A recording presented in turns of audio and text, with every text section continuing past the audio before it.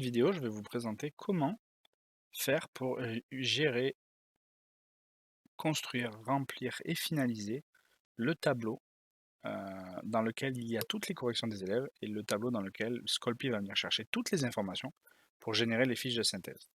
Donc pour ça, il faut comprendre un peu comment Scolpi est articulé. Donc Scolpi est articulé comme suit. D'abord, vous avez le sujet de votre évaluation, et c'est en faisant le sujet que vous allez également travailler avec la grille d'évaluation. Moi, c'est comme ça que je fonctionne, mais encore une fois, la grille d'évaluation n'est pas directement utilisée par Scolpi.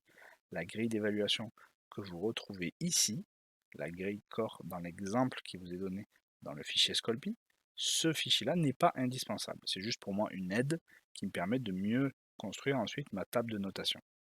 Donc quand je fais mon sujet, je fais la grille d'évaluation. Donc la grille d'évaluation, c'est quoi?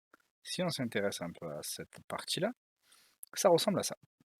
En réalité, vous avez donc dans ce tableau-là, vous avez les différents exercices, et pour chacun des exercices, vous avez les différentes questions. Et sur chacune des questions, vous avez les étapes attendues pour répondre à la question. Donc vous avez différents types de questions. Vous avez par exemple les questions du type compétence unique sollicitée, une seule étape. Ça, c'est par exemple l'exemple de la question 1 de l'exercice 1. L'exercice 1, question 1, c'était un montage, donc l'étape seulement du montage, une seule compétence sollicitée réamanip, un point attribué à cette étape-là de résolution. Voilà, donc là, par exemple, redonner une valeur contenue dans un document, par exemple, pour solliciter la compétence APP, s'approprier. Ici, un autre exemple d'une seule question qui ne sollicite qu'une seule compétence avec les points attribués. Un autre exemple, donc vous voyez à chaque fois c'est sur la question, on met les points sur la colonne attribuée à la compétence sollicitée. Vous avez des questions du type, cette fois, qui vont solliciter plusieurs compétences, avec plusieurs étapes de résolution. Par exemple, se rappeler de la formule du cours, donc R0, et en plus de ça l'utiliser, donc avec du RMAT pour l'application numérique, pour le calcul. Ici, vous avez par exemple la question 4 de l'exercice 1, où il y avait 4 étapes de raisonnement avec un choix à faire, de la compétence d'analyse, une échelle qui devait être définie, une durée totale qui devait être retrouvée, et enfin la période qui devait être retrouvée, donc avec 3 réalisations mathématiques pour les différents calculs qu'il y avait à faire. Un autre exemple, la question 4 de l'exercice 2, de compétences sollicitées, de la restitution des connaissances et de la réalisation mathématique. La grille d'évaluation est aussi dotée de plusieurs parties. Donc vous avez par exemple pour l'exercice 1, le total des compétences sollicitées. 0,5 points en compétences appropriées, 2,5 points en analyse, 1 point en réalisation manip, etc., etc. Et les points totaux de l'exercice. Pareil pour l'exercice 2. Ce qui fait que sur le sujet, on peut définir le total des points de l'évaluation et sa répartition sur les différentes compétences sollicitées. Et à la fin de chaque exercice également, afficher les points distribués sur cet exercice-là. Comme ça permet aux élèves les plus observateurs de, avant de se plonger dans un exercice, visualiser quelles seront les compétences les plus sollicitées dans cet exercice. Donc ça, c'est la grille d'évaluation. Elle décompose toutes les étapes de résolution des élèves avec pour chacune des questions les différentes compétences qui seront sollicitées. Et c'est ça en fait qui va être très utilisé pour la table de notation. La table de notation, en fait, c'est le cœur de ressources nécessaires par Scolpi. Scolpi va venir puiser toutes ces informations dans cette table-là. Elle est vraiment indispensable à l'utilisation de Scolpi. Elle ressemble à ça. C'est assez austère de prime abord, mais vous allez voir, il y a différentes parties plutôt distinctes. On a d'abord cette partie-là, l'en-tête. Vous avez un peu comme pour la grille de correction, la liste des exercices.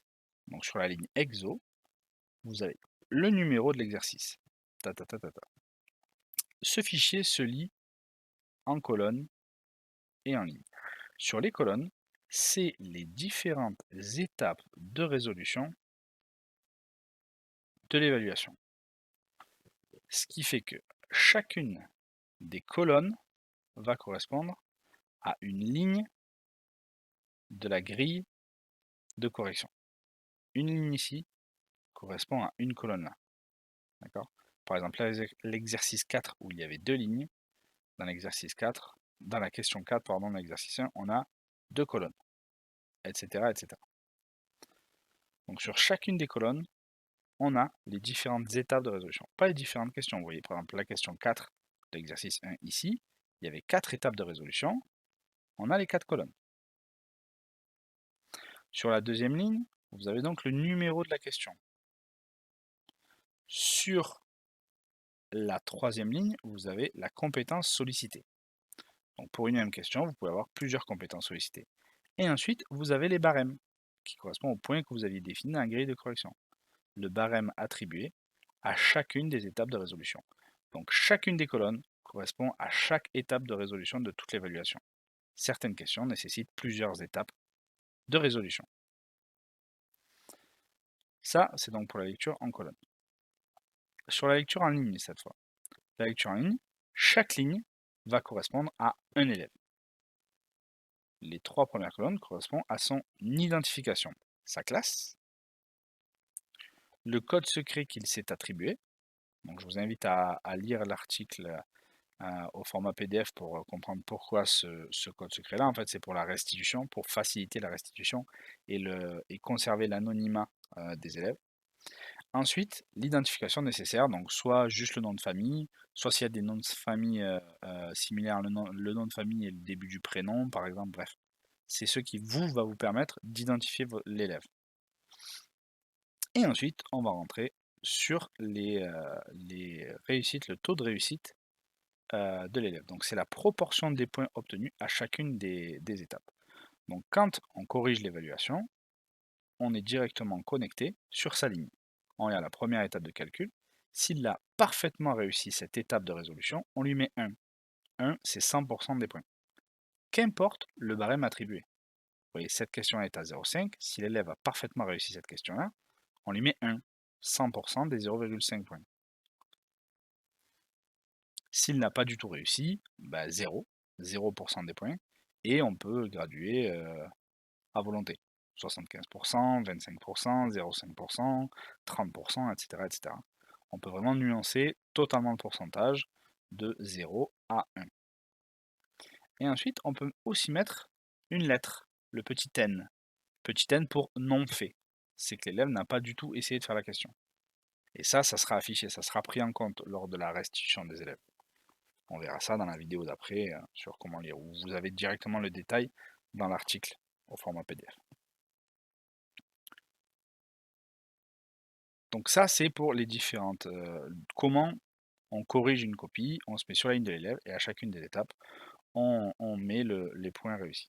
Ce qui permet en fait de pouvoir modifier le barème lorsqu'on le souhaite. Une fois qu'on a complètement rempli le tableau, si on souhaite changer les points d'une question, on le fait sur la ligne des barèmes. Si je veux passer cette question de 1 point, je veux la passer à 0,5.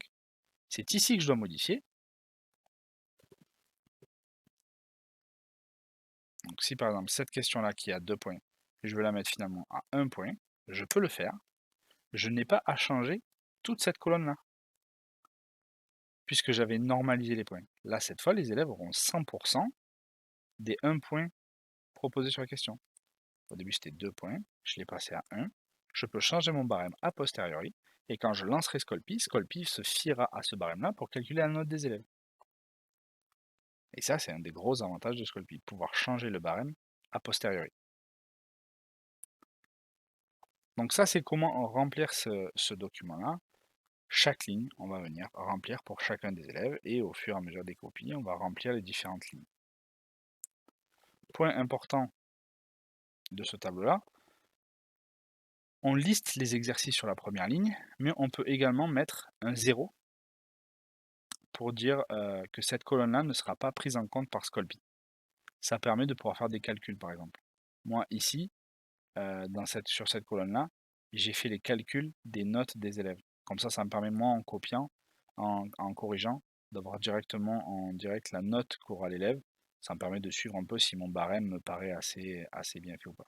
Attention, quand on fait les sommes, une fois qu'on a mis les n pour non fait, la somme ne peut plus être faite. Donc c'est ça tous les messages d'erreur qu'on a. Donc ça, c'est le comment construit et comment on remplit ce tableau-là. Je vais ensuite vous faire une autre vidéo qui va vous présenter comment finaliser le tableau pour qu'il soit lisible par Scolpy.